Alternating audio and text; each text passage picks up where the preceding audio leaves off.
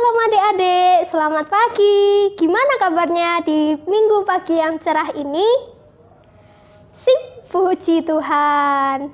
Nah adik-adik, mari kita mulai ibadah sekolah minggu kita. Tapi sebelum itu kakak mau tanya, apakah adik-adik mencintai Tuhan Yesus?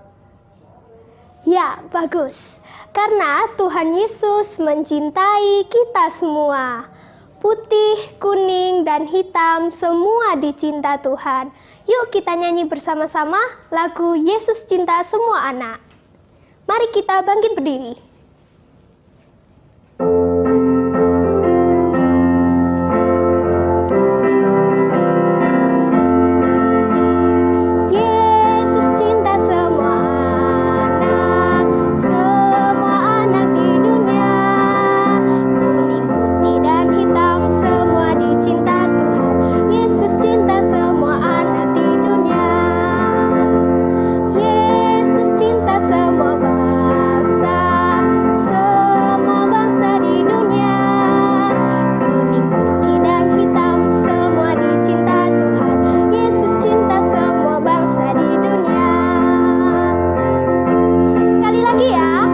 Gerakan Kak Rena ya.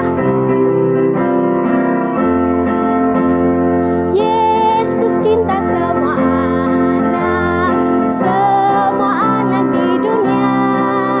Kuning, putih, dan hitam semua dicinta Tuhan. Yesus cinta semua anak di dunia. Yesus cinta semua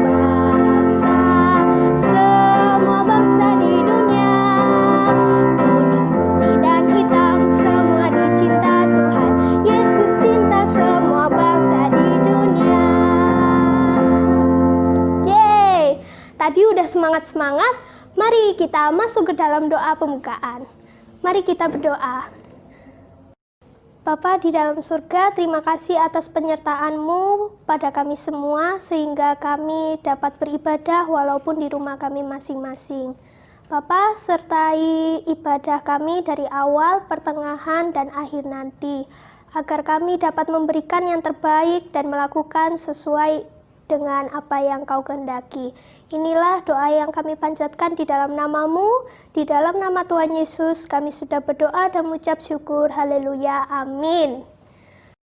Silakan duduk adik-adik. Nah, mari kita saksikan kesaksian salah satu dari teman kita. Hai, nama saya Preslin. Sekarang saya mau menceritakan pengalaman saya bersama Tuhan. Tahun lalu saya mengikuti lomba Mandarin di sekolah bersama teman-teman. Saya ingin menang, jadi saya berdoa dan berserah kepada Tuhan dan berlatih sebaik mungkin. Ketika saya lomba Mandarin, saya ternyata kalah. Tetapi walaupun saya mengalami kegagalan, saya tetap berusaha, tetap tidak putus asa dan berlatih lebih baik lagi. Karena saya percaya bahwa rancangan Tuhanlah yang terbaik. Seperti di dalam Alkitab, Yesaya pasal 55 ayat 8. Sebab rancanganku bukanlah rancanganmu, dan jalanmu bukanlah jalanku. Demikianlah firman Tuhan.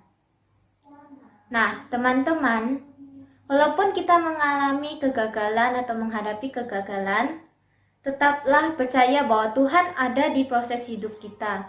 Tuhan selalu menyertai kita, dan jangan lupa tetap harus semangat, tidak putus asa, dan berusaha menjadi lebih baik. Terima kasih. Terima kasih atas kesaksian yang sudah disampaikan. Kiranya kesaksian tadi bisa menjadi berkat bagi adik-adik semua.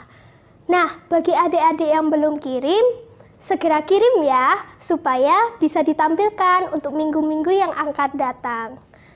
Adik-adik, sebelum mendengarkan firman Tuhan, mari kita angkat pujian Tanganku Kerja Buat Tuhan.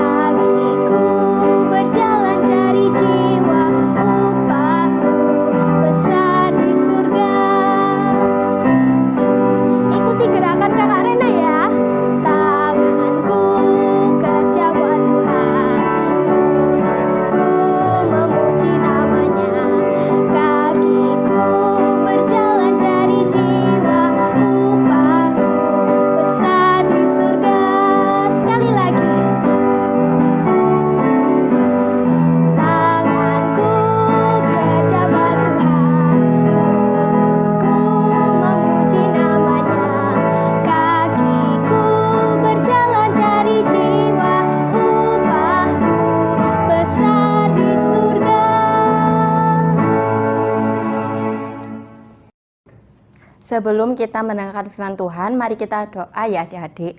Berdoa mulai. Tuhan Yesus, terima kasih ya Bapa pada hari ini Tuhan. Atas kasih karunia-Mu Tuhan, kami bisa beribadah ya Bapa. Walaupun di rumah saja, kiranya Tuhan Yesus kami bisa fokus dan berkati kami ya Tuhan Yesus. Terima kasih Tuhan Yesus, kami sudah berdoa dan mengucap syukur. Haleluya, amin. Dipersilakan duduk adik-adik. Mari kita siapkan hati kita untuk melihat dan mendengar cerita firman Tuhan berikut ini.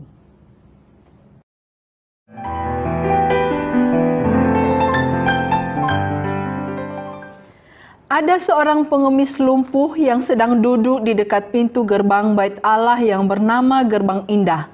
Setiap hari, teman-temannya harus membopong dia ke tempat itu agar ia dapat meminta sedekah kepada orang-orang yang hendak masuk ke Bait Allah. Pengemis itu sering membayangkan betapa bahagianya jika ia seperti orang banyak itu, dapat berjalan, ikut beribadah di Bait Allah, atau pergi keluar bekerja untuk mencari nafkah. Saat melihat Petrus dan Yohanes hendak memasuki Bait Allah, pengemis itu pun berteriak memanggil mereka. Tuhan, berilah aku uang. Kedua rasul itu berhenti dan menatap dia, lalu Petrus berkata kepadanya, Emas dan perak tidak ada padaku, tapi apa yang aku punya akan kuberikan kepadamu. Demi nama Yesus Kristus, orang Nazaret itu, berjalanlah. Sambil memegang tangan kanan orang itu, Petrus membantu dia berdiri. Seketika itu juga kuatlah kaki dan mata kaki orang itu. Ia dapat berdiri dan dapat berjalan. Lalu tiba-tiba ia melompat kegirangan. Aku dapat berdiri, berjalan, melompat. Terpujilah Allah atas perbuatannya yang ajaib bagiku. Orang itu melonjak-lonjak berdiri dan memuji Allah, sehingga orang banyak pun mengerumuni dia. Orang banyak itu sangat tercengang. Mereka memperbincangkan apa yang telah terjadi dengan takjub, dan mereka sangat heran karena pengemis itu telah sembuh. Dan mereka juga terheran-heran kepada kedua rasul itu, karena mereka tahu bahwa pengemis itu sudah lumpuh sejak lahir. Sekarang ia mendadak dapat berjalan. Roh Kudus memberi hikmat dan keberanian kepada Petrus untuk berkata-kata kepada orang banyak itu. Bukan kami yang menyembuhkan orang ini dengan kuasa kami, melainkan Yesus, dan iman kepada Yesuslah yang menyembuhkan orang ini. Yesus yang kalian serahkan kepada Pilatus untuk dibunuh, tetapi dia telah mati, dibangkitkan oleh Allah, dan telah pergi bersama Bapa di surga. Kami sebagai saksinya di sini. Sekarang saatnya kamu semua untuk bertobat dan memohon pengampunan kepadanya.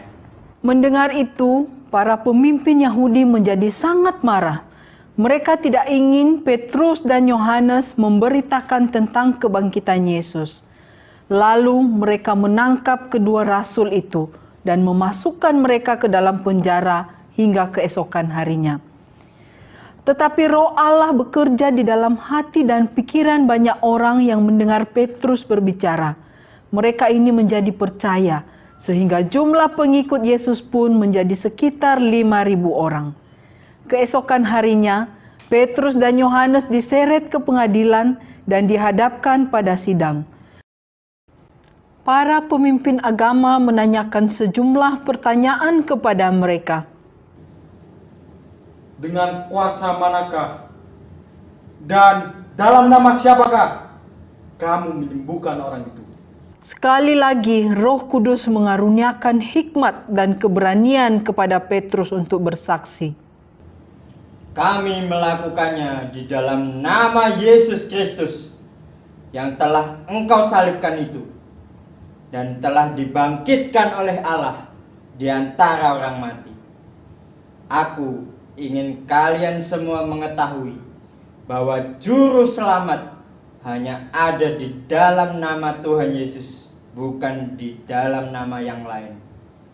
Para pemimpin Yahudi menjadi heran mendengar perkataan Petrus karena mereka mengenal Petrus sebagai orang biasa, bukan seperti orang yang terpelajar. Malahan, Petrus ini hanyalah seorang penjala ikan. Namun karena banyak orang telah menjadi percaya kepada Yesus dan pengemis itu pun juga sudah menjadi sembuh, maka pemimpin Yahudi ini tidak berani menahan mereka di dalam penjara lebih lama lagi.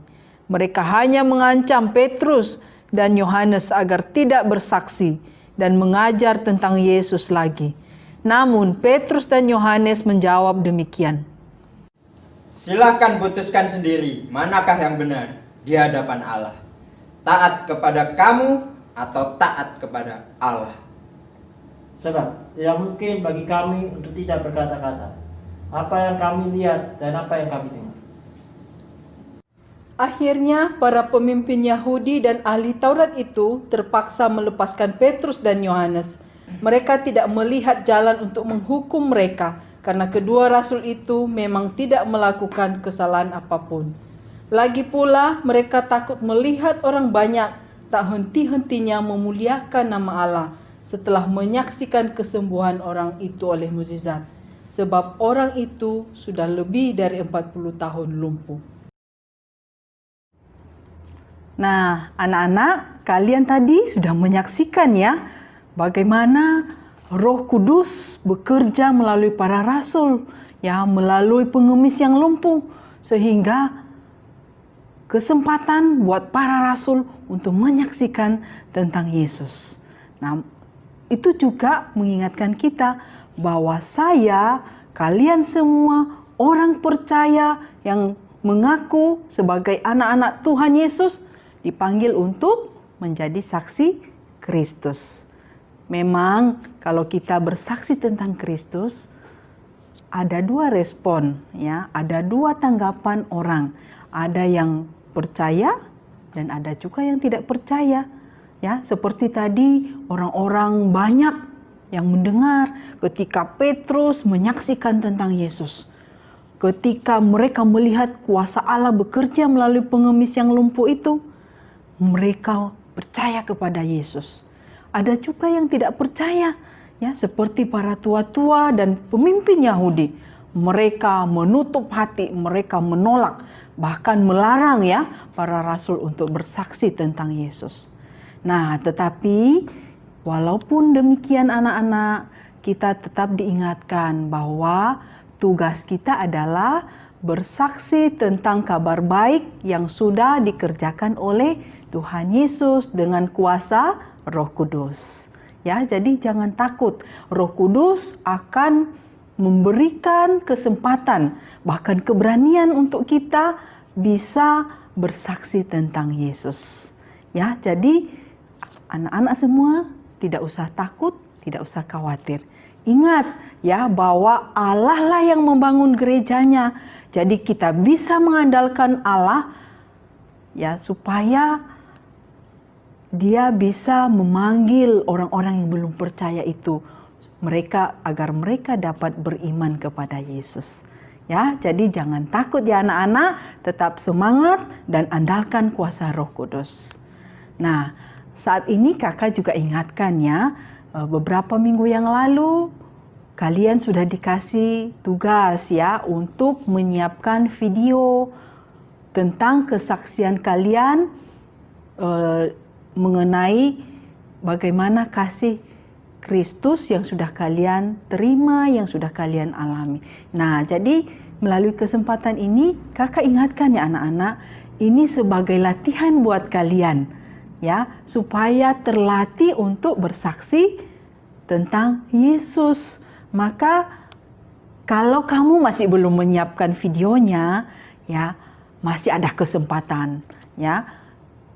Kak Sri, Pak Peniel menunggu semua anak-anak bisa mengirimkan videonya ya, sehingga nanti teman-teman yang lain, orang yang melihat bisa menikmati kesaksian kalian ya, dan bisa jadi melalui kesaksian kalian ya banyak orang juga yang percaya kepada Yesus. Jadi kami tunggu ya anak-anak bisa mengirimkan video. Kalau masih belum bisa sendiri, anak-anak bisa minta tolong kepada kakak atau kepada kedua orang tua atau kepada saudara yang bisa menolong kalian untuk merekam, memvideokan, kemudian mengirim ke Kak Sri atau Pak Peniel. Ya, jadi tetap semangat ya anak-anak. Tuhan Yesus menolong kalian, Roh Kudus akan memberikan kalian keberanian untuk bisa bersaksi tentang Yesus. Ya, demikian saja ibadah kita. Tuhan Yesus memberkati kalian semua. Nah, untuk ayat hafalan kita minggu ini, ya, terambil dari Filipi pasalnya yang keempat, ayat yang ke-13. Segala perkara dapat kutanggung di dalam Dia yang memberi kekuatan kepadaku.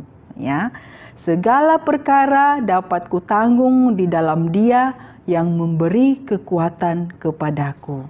Nah, anak-anak, ya, Kristuslah yang akan memenuhi kebutuhan kita dan menolong kita mengatasi setiap situasi yang ada. Oleh sebab itu, kita boleh mengandalkan ya Tuhan Yesus. Kita boleh meyakini bahwa Tuhan Yesus tidak akan pernah mengecewakan kita. Jadi, andalkanlah Yesus dan mintalah Roh Kudus terus menguasai hatimu sehingga kamu bisa menjadi saksi Kristus yang luar biasa. Ya, amin untuk firman Tuhan hari ini. Tuhan Yesus memberkati.